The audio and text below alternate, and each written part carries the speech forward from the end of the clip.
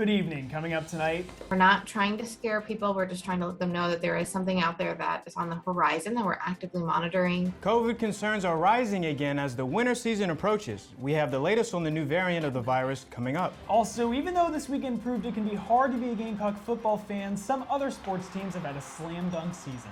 And later, we'll tell you how the community is getting back a taste of giving back with this holiday food drive. But first, our meteorologist Caden Diggins is here in the studio with us right now. And Caden, we've gone from these freezing mornings and nights to these really warm afternoons. What the heck is going on right now in Columbia with this weather?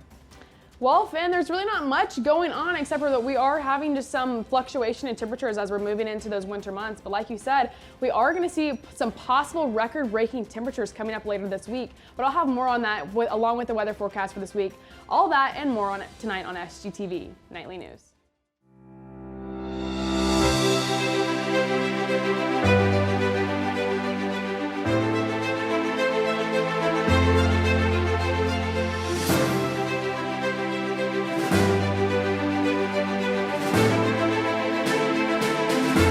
Live from the Kennedy Greenhouse studio, this is SGTV Nightly News. Good evening, Carolina. I'm Finn Carlin. And I'm Joshua Teckel. Thanks you for joining us tonight.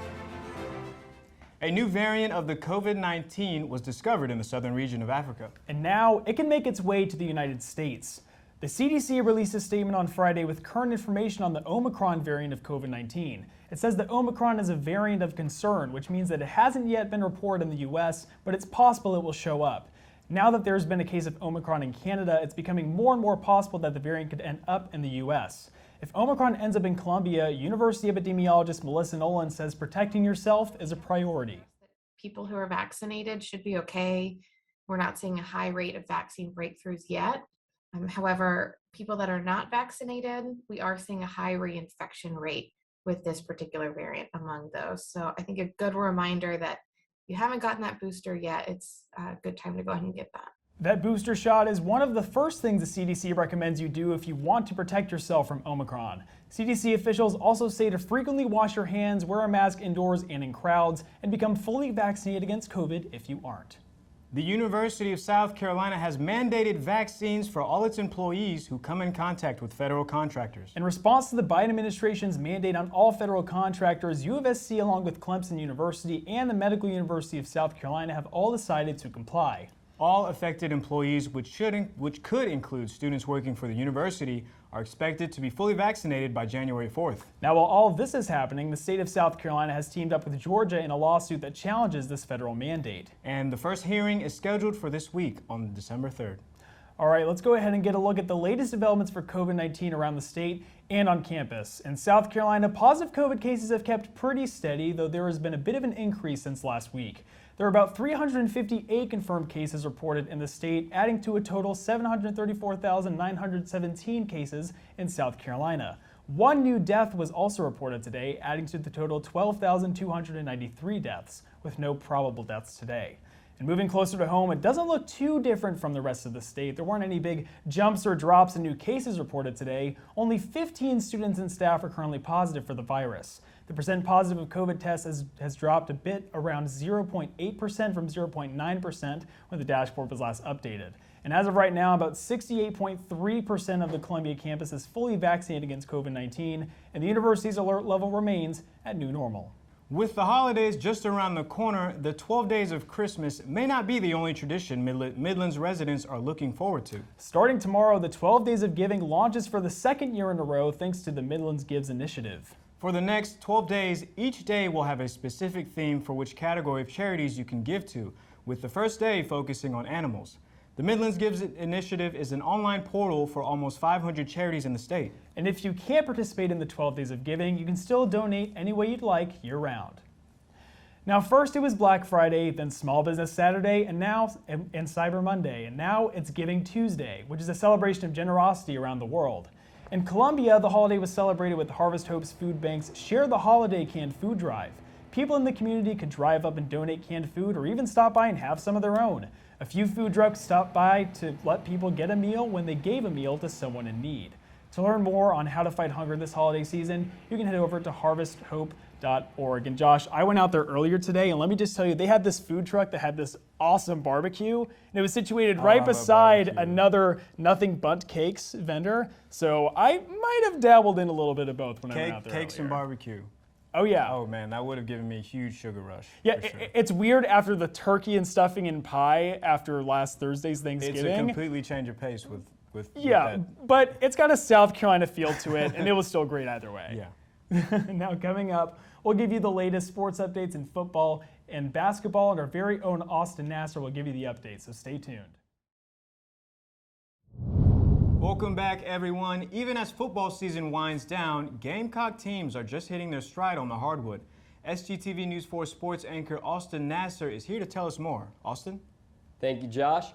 Gamecock basketball has enjoyed a successful stretch here in the last few days, with the women notching a pair of W's and the men's team earning a win of their own. On Sunday, the men were able to secure their 5th win of the season with a gritty victory over Ryder. South Carolina fell behind early and would go into the half trailing by 3 points. However, the Gamecocks would come out of the break with a new intensity, and through their tough defense and high energy, highlighted by senior Keyshawn Bryant, who tallied 3 blocks and 2 steals, the Gamecocks would come out on top 65-58. Now as for the ladies, they simply continue to do what they do best, dominating teams.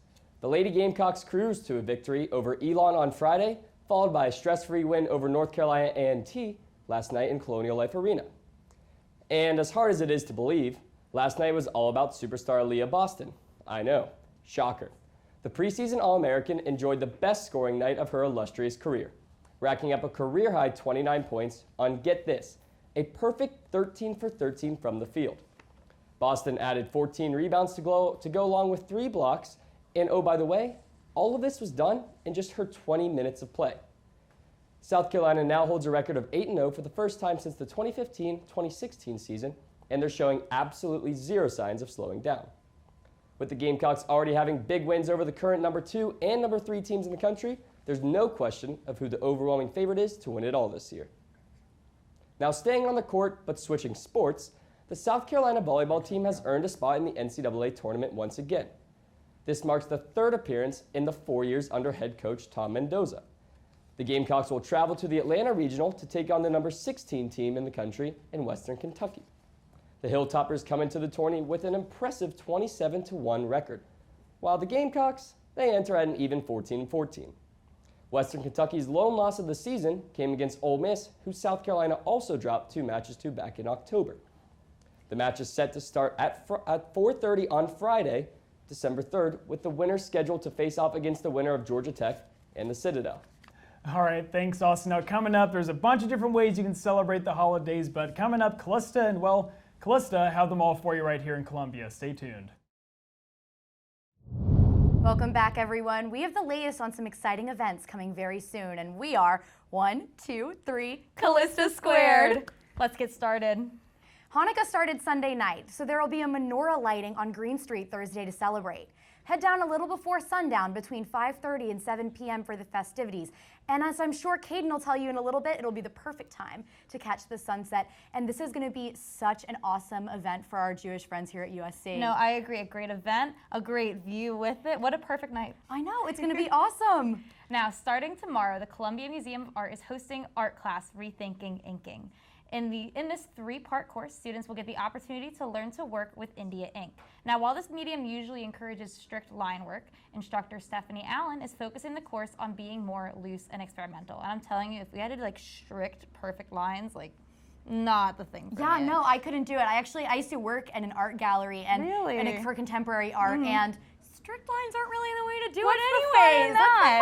That's All right, guys, tomorrow's the first day of December, so it's only fitting that this Thursday after dark is at the Riverbanks Zoo and Gardens for their annual light show. Shuttles will start leaving the Horseshoe to go to and from the zoo at 7 and run until 11 p.m. This is so fun, and they're actually doing this all year round, but this is when Carolina students can go for free. Oh yeah, and that's how we like it. And that is free $99 is the best price there ever is.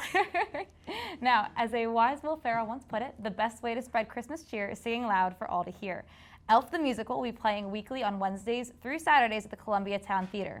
Inspired by the original Christmas classic, the show puts a musical twist on the story of Buddy the Elf finding his place in the Big Apple. So bring some syrup to pour into your popcorn and catch the show anytime from now till December 11th. Now, Elf has always been my favorite Christmas movie, and I never knew until this story that there was a musical for it. Really? Like, I don't know how they would do it, but I'm sure it'll be fantastic. See, I'm a classic Rudolph girl, so that was already a musical, so I didn't have to worry about like waiting on it, you know? Fair. But now you know you have this whole extra dimension to it. And I have to the 11th to catch it, so I have to see it. Perfect. Coming up, meteorologist Caden Dinkins is back to tell us if we'll be falling for this cool weather, so stay with us.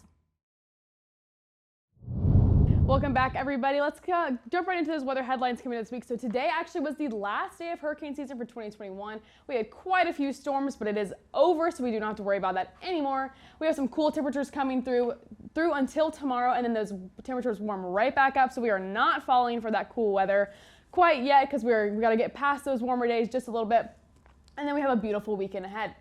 Now, the high temperature trend of this week we see as today the days are a little bit wrong on this, but this would be Tuesday, so the high is 69, and then we move on to 74 on Wednesday, and then 79 on Thursday, and then this should be Friday with a high of 75, and then we drop down on Saturday with a high of 64, and Sunday with a low of 65.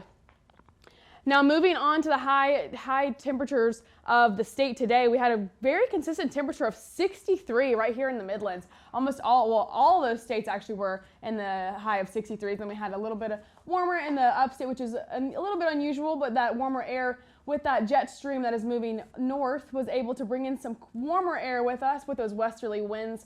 And then we had a high of 61 in Rock Hill, and then we move on to the coast, a little bit cooler with a high of 61 in Hilton Head and Charleston, and then the lowest temperature of the state today was Myrtle Beach at 57 degrees. Now this week, we actually are possibly going to see some record-breaking temperatures right here on Thursday, Friday, and Saturday. Those record temperatures come back all the way from 1991, and we could possibly break them here in 2021. Now, coming up on Wednesday, it is partly cloudy with a high of 70 and a low of 43. Not super warm, not super cold, but it's perfect temperature with a little bit of partly cloudy, which will make it a little bit chillier, but it'll still be a great day. Now, Thursday is going to be nice and warm. Those warmer temperatures start rising up a little bit with a high of 73 and a low of 45. Nice and sunny. It'll be beautiful and bright out, so make sure you get outside. There's no rain this week, y'all, which is super awesome. And then Friday, mostly cloudy with a high of 78. Now that is very warm temperatures for November, but like I said, those are record-breaking temperatures having that possibly. With a low of 49 on Friday, mostly cloudy, will bring those temperatures down just feel a little bit cooler than it is. Now Saturday is mostly sunny and a high of 75. And a low of 44. Now Sunday, we get that temperature drop once again. It is mostly a little bit cloudy with a high of 63. Very, very large temperature drop there as that jet stream drops back down, allowing some cooler air in with a low of 40. And then we move on to Monday, mostly sunny, only 1 degree warmer with a high of 64 and a low of 34. With mostly, like I said, mostly sunny. Those clouds will drop those temperatures down just a little bit. Now, right now here in Columbia, South Carolina, it is 51 degrees. It is cool and clear, so it is nice and nice and open to see those stars tonight, but it is a little bit chilly, so make sure you bring a jacket if you're doing that. It feels like 50. The winds are going southwest at 3 miles an hour with a humidity of 51%. Kind of fair. The sky cover, like I said, is 0%. Nice and bright out, so you probably see the moon beautifully, and that local time is 7:20. And that is all I have for you guys tonight for our weather segment. And thank you for joining us all semester long. Thanks for putting up with me, but you might have me for one more semester next semester. But also stay tuned for tonight's edition of Carolina Canines. And finally tonight's Carolina Canine is Coco. The picture was sent in to us by Savannah Blake. Coco is a miniature Schnauzer pup who seems camera shy at first, but is always there to strike the right pose and take that perfect picture. And look at that recovery. Wasn't that awesome? I mean, not that Coco didn't look great in the first one, because she absolutely did, but the way she just came up, just got the right angle. Perfect. She basically said in that second picture, "Don't forget my close-up," and she did exactly. She understood the assignment. Yeah. That's all we have for tonight's edition of SGTV Nightly News. Be sure to follow us on Instagram, Twitter, and Facebook at SGTV@USC. To keep up with all of our content, be sure to also visit us online at sgtvonline.com. For SGTV Nightly News, I'm Joshua Teckel. And I'm Finn Carlin. From all of us here at SGTV, have a great night, Carolina, and a great winter break. Forever to be.